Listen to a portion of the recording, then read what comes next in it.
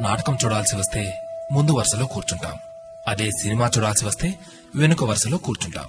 ముందు వెనుక అన్నవి సాపేక్షం.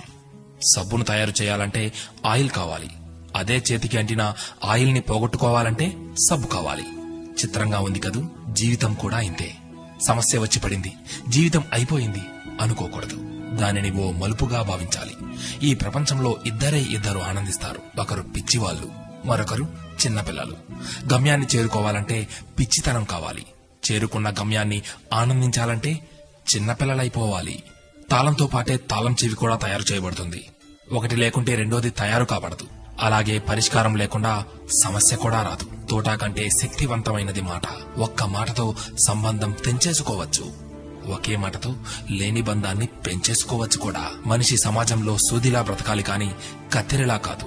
సూది పని ఎప్పుడు జోడించడం మాత్రమే, కత్తెర పని ఎప్పుడు విడదీయడమే. అందరినీ కలుపుకుంటూ బ్రతకాలే గాని కత్తెరలా విడదీస్తూ కాదు. నిజాన్ని మార్చే శక్తి ఈ ప్రపంచంలో ఎవ్వరికీ లేదు. కానీ ప్రపంచాన్ని మార్చే శక్తి ఒక్క నిజానికి ఉంది. నీవు సంతోషంగా ఉన్నావంటే నీకు సమస్యల్లేవని కాదు, వాటిని ఎదుర్కోగల శక్తి, ధైర్యం నీకున్నాయని అర్థం. స్నేహితుడిని నీ దుఃఖ సమయంలోనూ, యోధుడిని యుద్ధంలోనూ, భార్యను పేదరికంలోనూ, గొప్ప వ్యక్తిని అతని వినయంలోనూ పరీక్షించాలి. చేసిన తప్పుకు క్షమాపణ అడిగిన వాడు ధైర్యవంతుడు. ఎదుటి వారి తప్పును క్షమించగలిగిన వాడు బలవంతుడు. కష్టం అందరికీ శత్రువే, కానీ కష్టాన్ని కూడా చిరునవ్వుతో స్వీకరిస్తే అది సుఖమై నిన్ను ప్రేమిస్తుంది. ఓటమి లేని వాడికి అనుభవం రాదు, అనుభవం లేని వాడికి జ్ఞానం రాదు.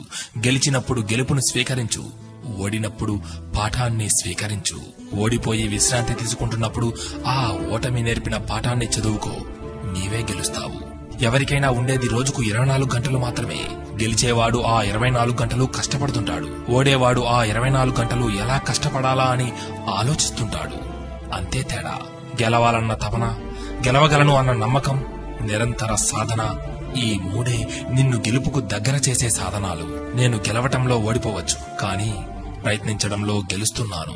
ప్రయత్నిస్తూ గెలుస్తాను, గెలిచి తీరుతాను. స్వయం కృషితో పైకొచ్చిన వారికి ఆత్మవిశ్వాసం ఉంటుంది గాని అహంకారం ఉండదు. ఏమంటారు?